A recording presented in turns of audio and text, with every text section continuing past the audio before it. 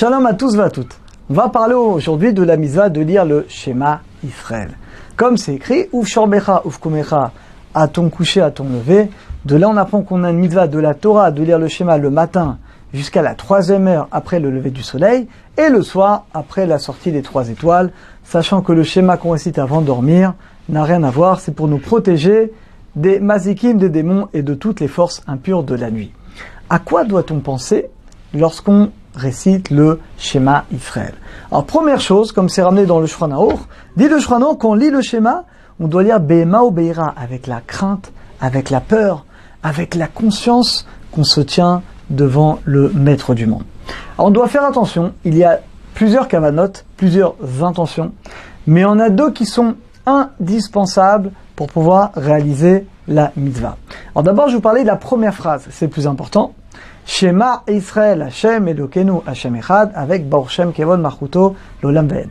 Alors attention, avant de démarrer le schéma, il y a 2 intentions qui sont indispensables, sinon on n'est pas quitte, il faut refaire le schéma. Premièrement, j'ai l'intention de faire la mitzvah de la Torah, tout simplement comme toutes les mitzvot. Pareil qu'on met le talit, les tfilines, mais là encore plus dans le schéma, parce que le schéma, il n'y a qu'une parole.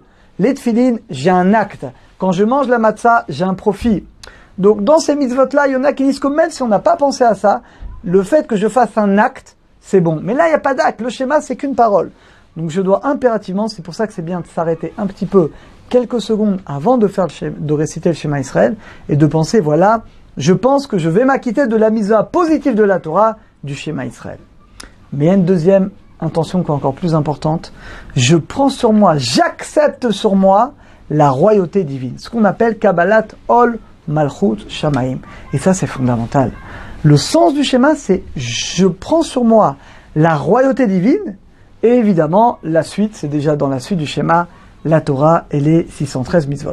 Attention, si j'ai récité cette première phrase du schéma et que dans ma tête, j'étais à la banque, j'étais dans les vacances, j'étais autre part, dit le Shulchan Aruch, je ne suis pas quitte et je dois recommencer le schéma. Donc cette première phrase est vraiment le plus important et on doit donner toute notre attention. Il est également extrêmement recommandé de comprendre les mots, c'est facile. Shema Israël, écoute Israël. Hashem Elokenu, Hashem est notre Dieu, Hashem Echad. Et c'est bien dans ce cas-là, Hashem est un. Il est bien de prolonger le dalet pour penser qu'Hashem il est un dans les 4 points cardinaux. Et également, ça c'est pas obligé, mais c'est on va dire une mesure de piété qui est ramenée dans le Magan Avraham, dans le Harizal. Il est bien également de penser, non seulement que Dieu il est un dans les 4 points cardinaux, mais également de penser qu'on est prêt à mourir pour lui des 4 sentences de mort. Vous savez, dans le Beddin, dans le Sanhedrin, il y avait 4 sentences de mort différentes. Là c'est très beau, pour dire on est prêt à donner notre vie pour l'unité d'Akadosh Baruch Hu. Et dans le Midrash, c'est extraordinaire, c'est écrit que celui qui fait ça, celui qui quand il dit Echad, il pense qu'il est prêt à donner sa vie pour Hachem, eh bien dans le ciel on lui compte comme s'il était mort vraiment pour Akadosh Baruch Hu. Regardez d'abord le mérite extraordinaire qu'un simple juif a lorsqu'il récite le Shema Israël. On rappelle également la main droite. Alors même pour les gauchers, qu'on soit droitier et gaucher, toujours on mettra la main droite. Alors le sens littéral c'est on ferme les yeux pour pas qu'on nous regarde, et bien entendu le sens plus profond, c'est d'être concentré, pour pouvoir vraiment être concentré. Rien ne peut nous déconcentrer, et on peut vraiment prendre sur soi la royauté d'Akadosh Baruch Hu. Hashem Echad, Hashem il est un, et on se soumet totalement à la royauté divine. Alors à partir de Vafta, c'est un petit peu différent, bien que c'est également de la Torah, mais on va dire qu'à partir de Vafta, si notre esprit n'était pas vraiment concentré, on n'a pas l'obligation de recommencer, c'est bien mais c'est pas obligé.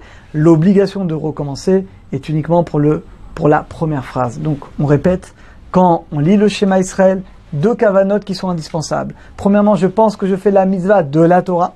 Deuxièmement, que j'accepte sur moi la royauté divine. J'essaie de comprendre, c'est pas obligé mais c'est très recommandé de comprendre les mots.